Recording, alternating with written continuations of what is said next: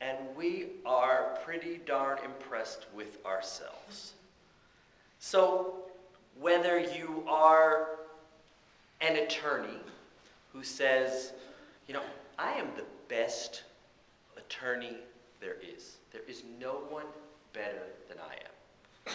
Or a rabbi who says, I am the best rabbi there is. There is no one better than I am. Or a politician or a golf player who says, there's no one better than I am.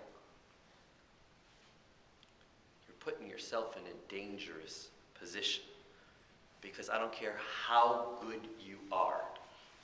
Tomorrow, there might be somebody who's better than you. And instead, we need to kind of embrace that traditional concept of Baruch Hashem, of saying, I am so lucky, so fortunate to be your attorney. I am so blessed and fortunate to be your rabbi.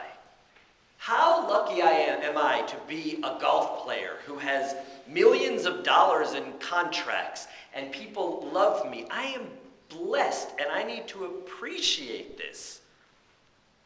Because really, who am I? Why in the world do I deserve this? I am so lucky. And the minute you start saying, I'm important, look what happens. We see it over and over and over again. So this week's Parsha, where we read about the very humble Moses, who says, who am I? He reminds us that every day we should give thanks for everything that we have and appreciate the fact that we've got people in our lives, we've got a career, we've got love, we've got happiness, we've got joy, and acknowledge without being paranoid that our choices, and let me say acts of God, could change that tomorrow. And if everybody from our top leaders down to those of us little guys, we could all embrace that concept, I think we could bring that concept of messianic humility into all of our lives. I welcome any comments or thoughts or suggestions, ideas.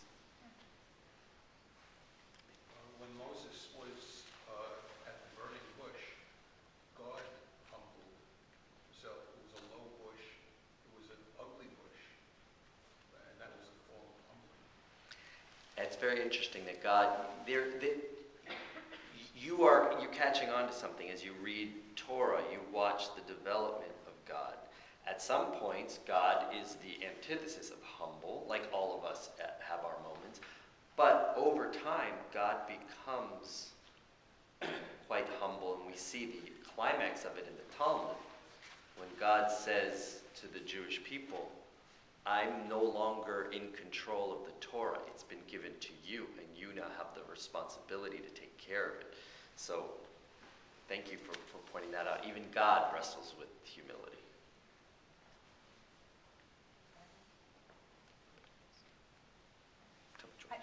Is that why maybe a lot of, especially in football games, prior to going out to the field, the coach or manager says, let's have a prayer? Sure. Probably. That's why, that makes sense. I was thinking about the part in the Torah where Moses has to he thinks he has to do everything. And he's afraid that he won't, fulfill everything. And his father-in-law says to him, you can't do everything, and you need to delegate. And then he started to learn how to do that. But I think if it wasn't for his father-in-law, he wouldn't have known, and he would have tried to do everything he And you bring up another great point, which is that in order to be humble, you have to be willing to accept criticism. And that is so hard for so many of us. It's when we realize that good, healthy criticism allows us to remain humble. That's when we can really grasp it. But once we think we are above anybody else's criticism, the humility's gone. And Moses was able to hear the criticism. So, great point. Which just caught me to the point where when you reach that, even if it's a nanosecond of humility, Yeah. you're almost in God's presence. Yes, that's exactly right. That's exactly right. You make room for him. Yes. Yeah, absolutely. Was there? Yeah. I was talking to a Christian friend of mine about 4 hours ago about how why there's so many Jewish attorneys, and I brought up the point that we were taught to look at we were taught to negotiate with God, going back to Moses. Can you find 1,000 people to come out of Sodom and Gomorrah? And he got it down. He negotiated down to 10. Moses was an attorney. He And was. okay, and God said yes. Okay, so if you can negotiate with God, you can negotiate with anybody. But on the other flip side of that, well, yes. But on the flip side of the same story, God did not allow Moses to enter the promised land because he thought too much of himself. Good. Yes. All right? And when you balance the two, it says, well, as Jews, how do we approach any argument? How do we approach any debate? How do we approach any contract? How do we approach any verbal? Beautiful, beautiful point. Because Moses, some of you are familiar with the story. Moses is supposed to get water from the rock and gets frustrated and slams the rock. And that's a moment that God sees and says, oh my God, this man thinks he's too powerful. And it's because of that, and there's other arguments, but because of that, that God says, sorry, you're not allowed to enter the promised land. That's quite a punishment. And I think what we see is that even the man who the mystics, the Kabbalists say was the most righteous human being that ever lived, still struggled with the balance. And I don't think anybody in this room should be beating themselves up for saying, oh my God, I'm really not that humble. In addition to living in a world where we're taught to put our best traits out there and show it off, it's a balancing act. And on the other hand, if you go too far with humility, you got to have some self-worth and some value to who you are. So it's not easy. And I think that's why the Messiah, the epitome of the end of days, has that humility, because whoever that Messiah is epitomizes perfection. We're not perfect. We're not supposed to be perfect. But that doesn't mean we can't wrestle with it.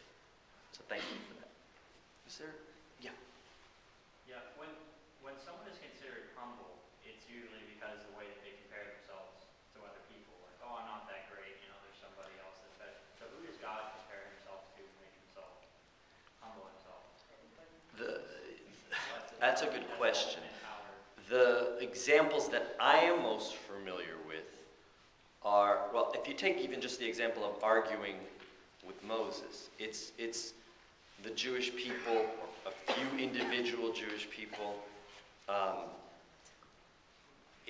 So it's humanity that God will not that God necessarily is saying, I am equal to you, but there are times when God is willing to say, okay, I hear you, you've got a point. And that's humility from a godly point of view.